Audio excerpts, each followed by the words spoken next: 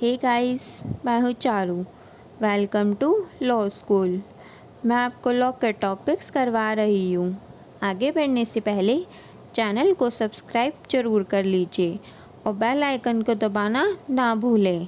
आप हमारा Telegram channel भी ज्वाइन कर सकते हैं, जिसका लिंक मैं आपको डिस्क्रिप्शन बॉक्स में दे दूँगी। गाइस, इंडियन कॉन्ट्रैक्ट एक्ट के क्रैश कोर्स की लास्ट वीडियो में हमने क्लासिफिकेशन ऑफ कॉन्ट्रैक्ट के बारे में पढ़ा था। अगर आपने अभी तक मेरी प्रीवियस वीडियोस नहीं देखी हैं तो वह भी देख लेना। आगे है legal requirements for a person entering into contract. Indian contract act के सेक्शन 11 में पर्सन की क्वालिफ़िकेशन दी हुई है, जो कि एक वैलिड कॉन्ट्रैक्ट में एंटर करने के लिए ज़रूरी है।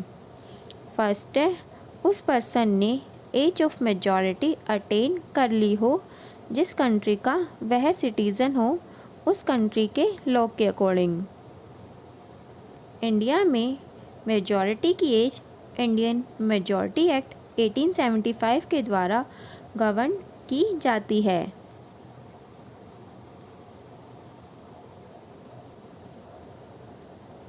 इंडियन मेजॉरिटी एक्ट 1875 के सेक्शन 3 के अकॉर्डिंग इंडियन सिटीज़न मेजॉरिटी की एज अटेन कर लेगा जब वह 18 साल का हो जाएगा। यूनाइटेड स्टेट ऑफ अमेरिका और यूके में भी मेजॉरिटी की एज 18 साल ही है। अगर किसी पर्सन के लिए गार्जियन अपॉइंट किया हुआ है तो उस केस में मेजॉरिटी की एज 21 साल होगी, ना कि 18 साल। सेकंड क्वालिफिकेशन है, जो पर्सन कॉन्ट्रैक्ट में एंटर कर रहा है वह साउंड माइंड का होना चाहिए।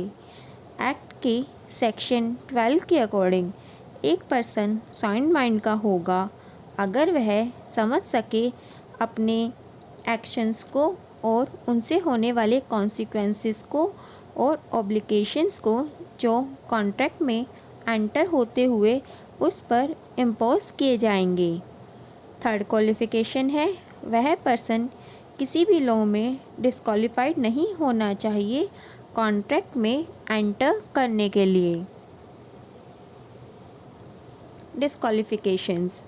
इंडियन कॉन्ट्रैक्ट एक्ट के अकॉर्डिंग जो पर्सन सेक्शन 11 के क्राइटेरिया में फिट नहीं बैठता वह इनकम्पिटेंट मीन्स असक्षम होगा कॉन्ट्रैक्ट में एंटर करने के लिए। कुछ कैटेगरीज भी दी गई हैं जो एक कॉन्ट्रैक्ट में एंटर करने के लिए ज़रूरी होती हैं। वह है, फर्स्ट है माइनर। इंडिया में एक माइनर वो पर्सन है जो कि इंडियन सिटीज़न है पर उसने 18 साल की एज कंप्लीट नहीं की है। एक माइनर कैपेबल नहीं होता एग्रीमेंट की लाइबिलिटीज़ के नेचर को समझने में, इसलिए एक माइनर के साथ कॉन्ट्रैक्ट वॉइड एब इनिशियो मीन्स कॉन्ट्रैक्ट के बिगनिंग से ही वॉइड होगा और इसलिए उसे कोर्ट ऑफ लॉ में भी इन्फोर्स नहीं करवाया जा सकता। माइनर के साथ कॉन्ट्रैक्ट करने का रिज़ल्ट होगा कि दूसरी पार्टी माइनर को कंपेल नहीं कर सकती उसके पार्ट के ऑब्लिगेशन जो कि एग्रीमेंट में दिए गए हैं उनको परफॉर्म करवाने के लिए। माइनर के against specific performance of agreement का केस भी नहीं किया जा सकता। माइनर एग्रीमेंट का सबसे इम्पॉर्टेंट केस है मौरी पीबी वर्सेस धर्मोदास घोष। ये पीटी और मेंस दोनों ही पॉइंट ऑफ व्यू से काफ़ी इम्पॉर्टेंट केस है। इस केस में धर्मोदास घोष जो कि रिस्पोंडेंट था वह एक माइनर था जिसने अपनी प्रॉपर्टी मॉर्गेज पर दी थी मनी लेंडर ब्रह्मो दत्त को 20,000 के लिए। मिस्टर ब्रह्मो दत्त केदारनाथ को अथोराइज़ कर देती हैं कि वह पावर ऑफ अटर्नी के थ्रू ट्रांजैक्शन में एंटर करे। मिस्टर केदारनाथ को धर्मोदास घोष की मदर से एक लेटर मिलता है जिसमें उसे इन्फॉर्म किया जाता है कि धर्मोदास कोष एक माइनर है, जबकि मॉर्गेज डीड में धर्मोदास कोष को मेजर डिक्लेयर किया हुआ था। रिस्पोंडेंट की मदर कोर्ट में सूट फाइल करती है कि उसका सन, जो कि एक माइनर है, वह मॉर्गेज डीड को एग्जीक्यूट नहीं करवा सकता, वह मॉर्गेज डीड वॉइड होगी क्योंकि उसका सन माइनर है। रिस्पोंडेंट मीन्स धर्मोदास की मदर को रिलीफ मिल जाता है कोर्ट में और ब्रह्मोदत्त अपील करता है कलकत्ता कोर्ट में। यहाँ भी उसे कोई रेमेडी नहीं मिलती और केस लास्ट में प्रीवी काउंसिल के पास चला जाता है। प्रीवी काउंसिल हेल्ड करती है कि माइनर के साथ कॉन्ट्रैक्ट वॉइड एब इनिशियो होगा।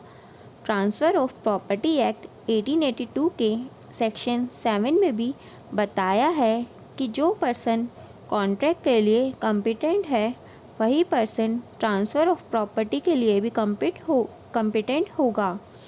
इसलिए माइनर के द्वारा एग्जीक्यूट की गई मॉर्गेज डीड वॉइड होगी। इसलिए अगर किसी कॉन्ट्रैक्ट में कोई माइनर एंटर करता है और अपने ऑब्लिगेशंस के पार्ट को परफॉर्म कर देता है तो दूसरी पार्टी को कंपेल किया जा सकता है कि वह अपने ऑब्लिगेशन के पार्ट को फुलफ़िल करे और तब वह कॉन्ट्रैक्ट लीगली इन्फोर्सेबल होगा। कुछ केसेस ऐसे भी हैं जिसमें माइनर या माइनर्स के बिहाफ पर गार्जियन द्वारा किसी कॉन्ट्रैक्ट में एंटर करने को लॉ में वैलिड माना जाता है।